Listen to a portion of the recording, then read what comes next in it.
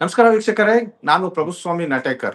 ಯಾದಗಿರಿ ಜಿಲ್ಲೆಯ ರಾಮಸಮುದ್ರ ಗ್ರಾಮದ ಬಳಿ ಜಮೀನು ವಿವಾದ ಒಂದು ಶುರುವಾಗಿದೆ. ತಮ್ಮ ಜಮೀನಿಗೆ ಓಡಾಡಲು ಜನರಿಗೆ ಅರಣ್ಯ ಇಲಾಖೆ ಅಡ್ಡಿಪಡಿಸ್ತಾ ಇದೆ ಅಂತ ಆರೋಪ ಕೇಳಿಬಂದಿದೆ.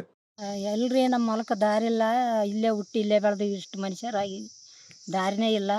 ಭಾಳ ತೊಂದರೆ ಅದ. ಗಿಡ ಗಂಟಿ ಸಿಂಹಗಳದೊಂದು ಭಯ. ನಮ್ಗೆ ದಾರಿನೇ ಇಲ್ಲ, ಎದಕ್ಕೆ ಗಾಡಿಗಿಲ್ಲ, ನಮ್ಮ ಮನುಷ್ಯರಿಗಿಲ್ಲ. ಮೊದಲ ನಾವು ಹುಟ್ಟಿದಲ್ಲಿಂತ ಹಿಂಗೆ ತಿರುಗಾಡಿವಿ. ನಾವು ಮೊದಲ ಹಿಂಗೆ ತಿರುಗಾಡಿವಿ. ಇಷ್ಟೇ ದಾರಿ ಅದ. ಇವಾಗ ಪೂರ ಬೆಟ್ಟ ಬೆಳೆದಲ್ಲಿಂತ ನಮ್ಗೆ ಭಾಳ ಭಯ ಆಗ್ಲಕತ್ತದ. ನಮ್ಗೆ ರೋಡ್ ಮಾಡಿಕೊಡ್ರಿ, ಭಾಳ ತೊಂದರೆದಾಗಿವಿ. ನಮ್ಮ ಹೊಲಕ್ಕೆ ದಾರಿ ಇಲ್ರಿ ಸರ. ನಮ್ಮ ಹೊಲಕ್ಕೆ ದಾರಿ ಇಲ್ಲಾರದಕ್ಕೆ ಈ ದಾರಿ ಒಟ್ಟ ನಮ್ಗೆ ಮಾಡಿ ಕೊಡ್ಬೇಕ್ರಿ. ಇಲ್ಲಾಂದ್ರೆ ಬಸವನ ತಾಂಡದ್ರಾಗ ಹೋಗಿ ಬರಬೇಕಾಗ್ತಾರೆ. ನಮ್ಗೆ ದಾರಿದ ಮಾತ್ರ ಭಾಳ ಇದಾಗ್ಯದ್ರಿ ನಮ್ಗೆ. ಈ ಬಗ್ಗೆ ನಮ್ಮ ಜೊತೆ ಮಾತನಾಡಲು ಉಮೇಶ್ ಮುದ್ನಾಳ್ ಅವರು ಇದ್ದಾರೆ, ಸಾಮಾಜಿಕ ಹೋರಾಟಗಾರರವರು. ಸರ್ ನಮಸ್ತೆ, ಕಾರ್ಯಕ್ರಮಕ್ಕೆ ಸ್ವಾಗತ. ನಮಸ್ಕಾರ ಸರ್. ನಮಸ್ಕಾರ ಸರ್, ಹೇಳಿ, ರಾಮಸಮುದ್ರದ ಜಮೀನಿನ ಸಮಸ್ಯೆ ಏನು ಸರ್? ಅರಣ್ಯ ಇಲಾಖೆಗೂ ಇರೋದು ಸರ್, ಇದು ಯಾದಗಿರಿ ಜಿಲ್ಲೆ ಯಾದಗಿರಿ ತಾಲೂಕಿನ ಬಿಜಾಪುರ ಟು ಹೈದರಾಬಾದ್ ಹೋಗ್ತಕ್ಕಂತ ಹೆದ್ದಾರಿ ಅಂಟಿಕೊಂಡಿರ್ತಕ್ಕಂತ ಇದು ಗ್ರಾಮ. ಈ ಗ್ರಾಮ ಪಂಚಾಯತಿ ಕೇಂದ್ರ ಸ್ಥಾನ ಆಗಿದ್ದು ಇದು. ಈ ಎರಡು ಬೈದಲ್ಲೇ ಊರಿದ್ದ ಮ್ಯಾಕ ಊರು ಹಿಂಭಾಗದಲ್ಲೇ ಒಂದು ದೊಡ್ಡದು ಕೆರೆ ಅದ್ರಿ, ಬೃಹತಾಕಾರದ ಕೆರೆ. ಆ ಕೆರೆ ಪಕ್ಕದಲ್ಲಿಂದ ಕೆರೆ, ಈಗ ಕೆರೆ ನೀರ್ಲಂದ ಮ್ಯಾಗ ಕೆರೆ ನೀರಾಗ ಇಲ್ಲಂದ್ರ ಅದ್ರಲ್ಲಿಂತ ತಾಟಿಗೇಸಿ ರೈತರು ತಮ್ಮ ಜಮೀನಿಗೆ ಹೋಗ್ತಾರೆ. ಈಗಂತ ಜಮೀನಲ್ಲಿ ನಮ್ಮ ಒಣ ಬೇಸಾಯ ಇರುತ್ತೆ. ಜಮೀನಲ್ಲಿ ಏನು ಇರೋದಿಲ್ಲ. ಜೂನ್ ಚಾಲು ಆದ ತಕ್ಷಣ ಅಂತ ಅಲ್ಲಿ ಮುಂಗಾರು ಬೆಳಿತಕ್ಕಂತ ಕೆಲಸ ಚಾಲು ಮಾಡ್ತಾರ. ಅಷ್ಟೊತ್ತಿಗೆ ಕೆರೆಯಾಗ ನೀರ್ ಬಂದಿರ್ತಾವ. ಹಂಗಾಗಿ ಇದು ಅರಣ್ಯ ಪ್ರದೇಶ 106 ಎಕರೆದ ಬೆಟ್ಟ ಗುಡ್ಡಗಳು ಇರೋದ್ರಿಂದ ಆ ದಾಟಿಕೇಸಿ ಹೋದಾಗ ಮಾತ್ರ ಅವ್ರ ಜಮೀನಿಗೆ ಹೋಗ್ಲಕ್ ಸಾಧ್ಯ. ಅಲ್ಲಿ ಬಹಳ ವರ್ಷ ಸರ್, ಈಗ ಅರಣ್ಯ ಭೂ ಜಾಗನ ದಾಟಿ ಅವ್ರ ಜಮೀನಿಗೆ ಹೋಗ್ಬೇಕಾಗುತ್ತೆ. ದಾಟಿ ಮ್ಯಾಕೆ ಅವ್ರ ಜಮೀನಿಗೆ ಹೋಗ್ಬೇಕು ಸರ್. ಈ ರಸ್ತೆ ಬಿಟ್ರೆ ಮತ್ತೆ ಸುತ್ತ ಅದನ್ನ 13 ಕಿಲೋಮೀಟರ್ ದಾಟಿ ಬರ್ಬೇಕ್ರಿ. 13 ಕಿಲೋಮೀಟರ್ ದಾಟಿ ಆಮೇಲಿಂದ ಮತ್ತೆ ಊರಿಗೆ ಬರ್ಬೇಕಾಗ್ತದ, ಹೊಲಕ್ ಬರ್ಬೇಕಾಗ್ತದ. ಅರಕೇರಿ ಹೋಗ್ಬೇಕು. ಅರಕೇರಿ ದಾಟಿ ತಾತಾಳಗಿರಿ ಹೋಗ್ತಕ್ಕಾರ ಗ್ರಾಮ ದಾಟಿ ಲೆಫ್ಟಿಗೆ ಬಂದ್ರಾಗ ಅವ್ರ ಜಮೀನ್ ಹತ್ತವ್ರಿ. ಮತ್ತೆ ಸುತ್ತ ಹೋಗಿ ಬರ್ಬೇಕು. ಹಂಗ ಹೋಗಿ ಬರ್ಲಕ್ಕ ರೈತರಿಗೆ, ಮಹಿಳೆಯರಿಗೆ, ಕೂಲಿ ಕಾರ್ಮಿಕರಿಗೆ ತೊಂದರೆ ಆಗ್ತದ ಸರ್. ಈಗ ಅರಣ್ಯ ಇಲಾಖೆಯವ್ರದ್ದು ಸಮಸ್ಯೆ ಏನು ಸರ್? ಯಾಕೆ ಅವರು ಗ್ರಾಮ ಇವ್ರಿಗೆ ಅಡ್ಡಿಪಡಿಸ್ತಾ ಇದಾರೆ? ಈಗ ಅಲ್ಲಿಂದ ಸರ ಮೊದಲ ರೈತರು ಕಾಲ್ನಡಿಗೆಲ್ಲೇ ಸಂಚಾರ ಮಾಡ್ತರು. ನಂತರ ಎತ್ತಿನ ಬಂಡಿಯಲ್ಲೆಲ್ಲ ತಿರುಗಾಡಿಕಂತ ಹೋಗ್ತರು. ಈಗೇನ ಇತ್ತೀಚಿನ ದಿನಗಳಲ್ಲಿ ಎತ್ತುಗಳನ್ನ ಬಿಟ್ಟು ಇವಾಗ ಏನದ ಟ್ರ್ಯಾಕ್ಟರ್ ಮುಖಾಂತರ ಉಳುಮೆ ಮಾಡ್ತಕ್ಕಂತ ಜನ ರೈತರು ಮುಂದಾಗ್ಯಾರ.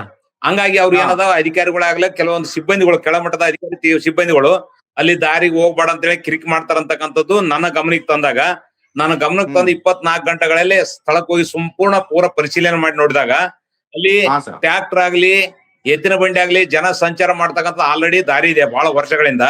ಅಲ್ಲಿ ಹೋಗ್ಲಕ್ ಏನ್ ತೊಂದ್ರೆ ಇಲ್ಲ. ಆದ್ರೆ ಇವ್ರು ತೊಂದ್ರೆ ಮಾಡ್ತಾರಂತಕ್ಕಂಥದ್ದು ನಾನ್ ನೋಡ್ಲಾರ್ದೆ ಅಧಿಕಾರಿ ಕೂಡ ಮಾತಾಡ ತಪ್ಪತ್ತಂತಕ್ಕಂಥ ಖುದ್ದಾಗಿ ನಾನೇ ಸುಮಾರು 3-4 ಕಿಲೋಮೀಟರ್ ಸಂಪೂರ್ಣ ಅವ್ರ ಜೊತೆಗೆ ತಿರುಗಾಡಿನಿ. ನನ್ನ ಕಾರ್ ಕೂಡ ಅಲ್ಲಿ ಒಯ್ದಿನ ಅದ್ರ ಸಂಗಟ.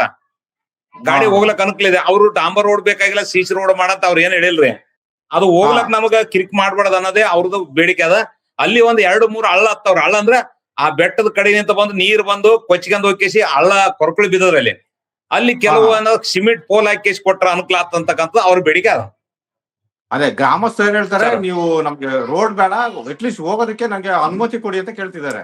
ಎಲ್ಲಾ ಪತ್ರಿಕೆಯಲ್ಲಿ, ಟಿವಿಯಲ್ಲಿ ಎಲ್ಲ ಸುದ್ದಿ ಆಗ್ಯದ ಸರ್ ಇವತ್ತ. ನೋಡೋಣ, ಅರಣ್ಯ ಇಲಾಖೆ ಅಧಿಕಾರಿಗಳಿಗೆ ಭೇಟಿ ಆಗ್ತೀನಿ.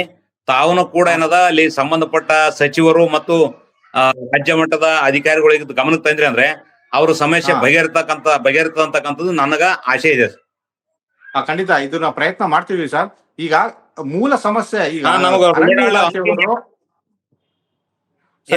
ಮೊದಲು ಹೆಂಗಿತ್ತು ಹಂಗೆ ಅದೇ ಮೊದಲ ಇದ್ದಿರ್ತಕ್ಕಂಥ ರಸ್ತೆನೆ ಅದನ್ನ ನಾವು ಕಂಟಿನ್ಯೂ ಆಗಿ ಯಾರು ತೊಂದ್ರೆ ಆಗ್ಲಾರ್ದ ನಾವು ಹೋಗಿ ಜಮೀನಲ್ಲಿ ಬೆಳೆ ಬೆಳ್ಲಕ್ಕ, ಬಿತ್ತನೆ ಮಾಡ್ಲಕ್ ಅನುಕೂಲ ಮಾಡಿ ಕೊಡ್ಬೇಕು. ಮತ್ತೆ ಹೋಗ್ಲಕ್ ಬರ್ಲಕ್ ನಮ್ಗೆ ತೊಂದ್ರೆ ಕೊಡ್ಬಾರ್ದು. ಈ ಸಮಯದಲ್ಲಿ ಅರಣ್ಯ ಇಲಾಖೆಯವರು ಯಾಕೆ ವಿರೋಧ ಮಾಡಕತ್ತಾರ ಅಂತ ಏನಾದ್ರು ಹೇಳ್ಯಾರ? ಇಲ್ಲ, ಅವ್ರು ಇನ್ನ ನಾವ್ ಭೇಟಿ ಆಗಿಲ್ಲ ಸರ್. ಇವ್ರದಷ್ಟೇ ಕೇಳಿದೆ ನಾನು. ಈಗ ಅವ್ರ ಬಳಿ ಅವ್ರು ಏನ್ ಮಾಡ್ತಾರ ಸರ, ಇವ್ರು ಹೊಲದಲ್ಲಿ ದಾರಿಲಿ ರಸ್ತೆಯಲ್ಲಿ ತಿರುಗಾಡಕೈತ್ರ ಆ ಏರಿಯಾದಾಗ ಒಂದು ಚಿರತೆ ಸಂಚಾರ ಮಾಡ್ತಾ ಇದೆ. ಚಿರತೆಗಳು ಸಂಚಾರ ಮಾಡಿ ಅಲ್ಲಲ್ಲಿ ಹಸುಗಳು, ಮೇಕೆಗಳು ಇಡ್ಲಿಆಗತ್ತ. ಅದ್ರಲಾಗಿ ಯಾರಿಗೇನ ತೊಂದರೆ ಆಗ್ಬೋದು ಅಂತಕ್ಕಂಥದ್ದು ಒಂದು ಹೇಳ್ತಾರ. ಎರಡನೇದು ಏನಂದ್ರ ಸುಮ್ನೆ ಎತ್ತು ಬಂಡಿಗಳು ತಿರುಗಾಡ್ಕೊಂಡ್ ಕಟಿಗಿ ಪಿಟಿಗಿ ಗಿಡಗಳನ್ನ ಕಡಿತಾರ ಅಂತ ಹೇಳಿಕೇಸಿ ಅವರು ರಸ್ತೆಗೆಲ್ಲ ಗುಂಡಿ ಕಲ್ಲುಗಳು ಹಾಕ್ಲಕತ್ತಾರ ಅಲ್ಲೊಂದಲ್ಲಿ ಅಂತ ರೈತರು. ಸರ್, ಈಗ ಜಮೀನಿಂದ ಸರ್ ಗ್ರಾಮಸ್ಥರಿಗೆ ಎಷ್ಟು ದೂರ? ಅದ್ರ 2 ದಿವಸ, ನಾಳೆ 16ನೇ ತಾರೀಕು ಟೈಮ್ ಕೊಟ್ರ ಸರ್. ಹೋಗಿ ಮಾತಾಡಿ ಹಾ ನಾನು ಅವ್ರಿಗೆ ಸಮಸ್ಯೆ ಬಗೆಹರಿಸಿ ಅಂತ ಹೇಳಿದೀನಿ, ನೋಡೋಣ ಅದ್ ಏನಂತಾರ. ಹಾ ಹಾ ಎಷ್ಟು ದೂರ ಇದೆ ಸರ್ ಜಮೀನಿಂದ ಇದಕ್ಕೆ ಊರ್ಗ? 4 ಕಿಲೋಮೀಟರ್ ಅದ ಸರ್. ಅವ್ರ 4 ಮನೆಯಿಂದ ಕಿಲೋಮೀಟರ್. ಬೆಟ್ಟ ದಾಟಿ ಹೋಗ್ಬೇಕು, ಅವ್ರ ಜಮೀನಿಗೆ ಹೋಗ್ಬೇಕಾದ್ರೆ 4 ಕಿಲೋಮೀಟರ್ ಮೇಲೆ ಆಗ್ತದೆ ಸರ್. 4 kilometre above. ಸುತ್ತಿ ಬಳಸಿ ಹೋದ್ರೆ ಎಷ್ಟು ಕಿಲೋಮೀಟರ್ ಸರ್? 13 ಕಿಲೋಮೀಟರ್ ಅದ ಸರ್, 13 ಕಿಲೋಮೀಟರ್. ಓ ಅಷ್ಟು ದೂರ ನಡಿಬೇಕಾಗುತ್ತೆ ಜನಗಳು. ರೈತರ ಗೋಳ ಹೆಂಗದ್ ನೋಡ್ರಿ. ಹಾ ಹಂಗಾಗಿ ನಾನು ಅಲ್ಲಿ ಹೋಗಿದ್ರಿ. ಹಾ ಅಲ್ಲಿ ನೀವು ಕಂಡಂತ ವಾಸ್ತವ ಸ್ಥಿತಿ ಹೆಂಗಿತ್ತು ಸರ್ ಅಲ್ಲಿ ಪರಿಸ್ಥಿತಿ? ಈಗ ಈ ಯಥಾಸ್ಥಿತಿ ಗಾಡಿ, ಎತ್ತಿನ ಬಂಡಿ, ಟ್ರ್ಯಾಕ್ಟರ್ ಆರಾಮ್ ಸರ್ ಹೋಗ್ಬೋದ್ರಿ, ಏನು ಹಾ, ತೊಂದ್ರೆ ಇಲ್ಲ. ಹಾ ಅವ್ರೇನ್ ನಿಮ್ಗೇನ್ ಡಾಂಬರ್ ರೋಡ್ ಹಾಕಿ ಕೊಡ್ರಿ, ಸಿಸಿ ರೋಡ್ ಮಾಡ ಅಂತ ಹೇಳಿ ನಿಮ್ಗೇನ್ ಬೇಡಿಕೆ ಇಟ್ಟಿಲ್ಲ, ಅವ್ರು ಕೇಳಿಲ್ಲ. ಯಥಾಸ್ಥಿತಿ ಹೆಂಗಾದ ಹಂಗ ಹೋದ್ರೆ ಏನು ತೊಂದ್ರೆ ಇಲ್ಲ. ಆಮೇಲೆ ಅಲ್ಲಿ ಒಂದ್ ಏನದ, ನೀರು ಮಳೆ ಜಾಸ್ತಿ ಐತಿ ಸರ್ ನಮ್ಮಲ್ಲಿ. ಆ ಮಳೆ ನೀರ್ ಆದಾಗ ನೀರಿನಿಂದ ಮಣ್ಣು ಕೊಚ್ಕೊಂಡ್ ಹೋಗಿ ಸ್ವಲ್ಪ ತಗ್ಗು ಗುಂಡಿಗಳ ಎರಡು ಕಡೆ 3 ಕಡೆ ಬಿದ್ದಾವ ಸರ್, ಕಲ್ಲುಗಳೆಲ್ಲ ತೇಲೆವ. ಅಲ್ಲಿ ಸ್ವಲ್ಪ ನಮಗೇನದ, ಅವು ಸಿಮೆಂಟಿನ ಪೋಲ್ ಸಿಗ್ತಾವಲ್ರಿ, ಹಾ ಸರ್. ಅವ್ ಹಾಕಿ ಕೊಟ್ಟಾಗ ಮಳೆ ಗಿಳಿ ಬಂದ್ರು ನಾವು ದಾಟಿ ಆರಾಮ್ ಹೋಗ್ಲಕ್ ಅನುಕೂಲ ಆತ. ಅದು ನಮ್ಗೆ ಮಾಡಿ ಕೊಡ್ಬೇಕಂತಕ್ಕಂಥದ್ದು ಅವ್ರು ಬೇಡಿಕೆ ಸರ್ ರೈತರು. ಆ ಕಂಪ್ಲೇಂಟ್ ರೈತರು ಮಹಿಳೆಯರನ್ನ ಸಂತ್ಯಾಗ ಬಂದಾರ ಸರ್ ನಮ್ ಜೊತೆಗೆ. ಸುಮಾರು 3 ಕಿಲೋಮೀಟರ್ ನಡೆದಾಡಿಕೊಂಡ್ ತಿರ್ಗಾಡಿದೀವಿ ನಾವು ಅದ್ರಾಗ.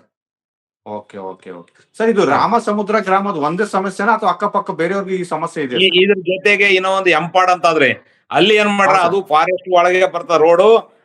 ಅದು ಒಳ ರಸ್ತೆ ಹಾಸನಹಳ್ಳಿ ಅಂತ ಹತ್ತಾರಹಳ್ಳಿಗೆ ಹೋಗೋಣ, 2 ಕಡೆ ರೋಡ್ ಮಾಡಿ ನಡಬರ್ಕ್ ಕೈ ಬಿಟ್ರ ಅಧಿಕಾರಿಗಳು.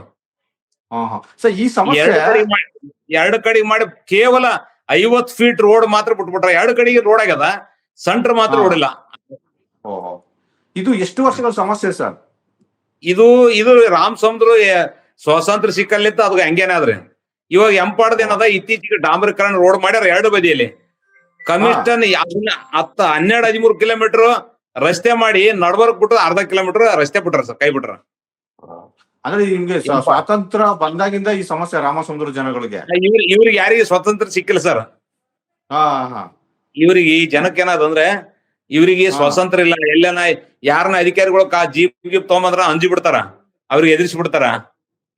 ಅಷ್ಟು ಭಯದ ವಾತಾವರಣದಲ್ಲಿ ತಮ್ಮ ಜಮೀನಿಗೆ ತೆರಳಬೇಕಾದಂತ ಪರಿಸ್ಥಿತಿ ರೈತರದಾಗ್ಯದ ಸರ್. ಅಂದ್ರೆ ಈ ಚಿರತೆ ದಾಳಿ ಅಂತ ಹೇಳಿದ್ರಿ ಸರ್, ಬಲಿಯಾಗಿರೋದು ಉಂಟಾ? ನಮ್ಮಲ್ಲಿ ಸುಮಾರು 4 ಆಕಳು 6 ಆಡು ದಾಳಿ ಮಾಡಿ ತಿಂದದ ಸರ್. ನಮ್ ಕಡೆ ಇತ್ತೀಚಿನ, ಮೊದಲು ಇದ್ದಿಲ್ಲ ಅದು. ಈಗ 1-2 ತಿಂಗಳ ಒಳಗಡೆನೆ 4 ಕಡೆಗೆ ಬೇರೆ ಬೇರೆ ಊರದಲ್ಲಿ 4 ಕಡೆಗೆ ಆ ಆಕಳ ಮತ್ತೆ ಮೇಕೆಗಳನ್ನ ಹಿಡಿದು ತಿಂದದ ಸರ್. ಈ ಚಿರತೆ ಹಿಡಿಯೋ ಕೆಲಸ ಅರಣ್ಯ ಇಲಾಖೆ ಮಾಡ್ಲಿಲ್ವಾ ಸರ್? ಚಿರತೆಗೆ ಬೋನ್ ಫಿಕ್ಸ್ ಮಾಡ್ಯಾರ, CC ಕ್ಯಾಮ್ರಾ ಕೂಡಿಸ್ಯಾರ ಸರ್. ಅದು ಟ್ರೇಸ್ ಆಗ್ತಾ ಇಲ್ಲ, ಎಲ್ಲಿ ಹೋದ್ರೆ ಸಿಗ್ತಾ ಇಲ್ಲ ಅದ್ರಾಗ. ಎಲ್ಲಿ ಬೋನ್ ಹಾಕಿರ್ತಾರ ಆ ಬೋನ್ ಬಿಟ್ಟು ಮತ್ತೆ ಒಂದು ಬೇರೆ ಕಡೆ ಹೋಗ್ಬಿಡುತ್ತೆ ಸರ್. ಹಾಗಾದ್ರೆ ಜನ ಇನ್ನೂ ಆತಂಕದಲ್ಲೇ ಇರ್ತಾರೆ. ಎಸ್, ಅದು ಮತ್ತೆ ಈಗ ಅದು ಒಳಗ್ ಹೋಗಿ ಹಿಡಿತಂದ್ರ ಸರ್, ಈಗ ಅರಣ್ಯದವ್ರಿಗೆ ಬರ್ತಾರೆ. ಇವ್ರು ಅಲ್ದಾಗ ಜಮೀನು ಅರಣ್ಯದಾಗ ಯಾಕೆ ಹೋಗಿರಂತ ಪ್ರಶ್ನೆ ಬಂದ್ಬಿಡ್ತದ ಅದ್ರಾಗ. ಇದು ಪ್ರಶ್ನೆ. ಈ ಬಗ್ಗೆ ಸ್ಥಳೀಯ ಶಾಸಕರಿಗೆ ಗಮನಕ್ಕೆ ತಂದಿದ್ದೀರಾ ಸರ್? ಸ್ಥಳೀಯ ಶಾಸಕರ ಗಮನ ರೈತರು ಏನು ಹೋಗ್ಯಾರ ಮಾಡ್ಯಾರ ಸರ್. ನಾ ಇನ್ನ ಹೋಗಿಲ್ಲ ಅವ್ರ ಬಳಿ. ನಾನು ಇನ್ನೇ ಸ್ಟೇಟ್ಮೆಂಟ್ ಕೊಟ್ಟಿನಿ. ಇವತ್ತು ಪತ್ರಿಕೆ ಬಂದಲ್ಲ, ನಾಳೆ ಒಂದ್ ಸ್ವಲ್ಪ ಲಗ್ನ ಆಗಿದೆ, ಅದು ಮುಗಿಸ್ಕೊಂಡು ಹೋಗಿ ಭೇಟಿ ಆಗೋಣ ಅಂತ ವಿಚಾರ ಅದ. ಹೇಳಿಕೆ ಸಮಸ್ಯೆ ಬಗೆಹರಿಸಬೇಕು, ಅಧಿಕಾರಿಗಳನ್ನ ಕೇಳ್ತಾರಂತಕ್ಕಂಥದ್ದು ನನ್ನ ಆಶೆ ಇದೆ.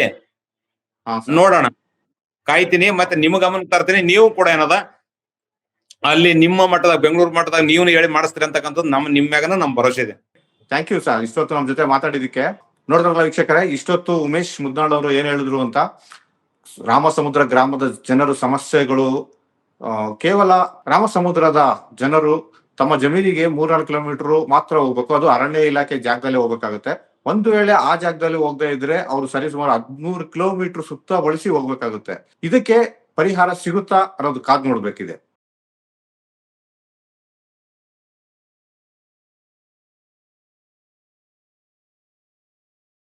ಹೆಚ್ಚಿನ ಸುದ್ದಿ ಅಪ್ಡೇಟ್ಗೆ ಈಗಲೇ the federal Karnataka YouTube page ಅನ್ನು ಸಬ್ಸ್ಕ್ರೈಬ್ ಮಾಡಿ.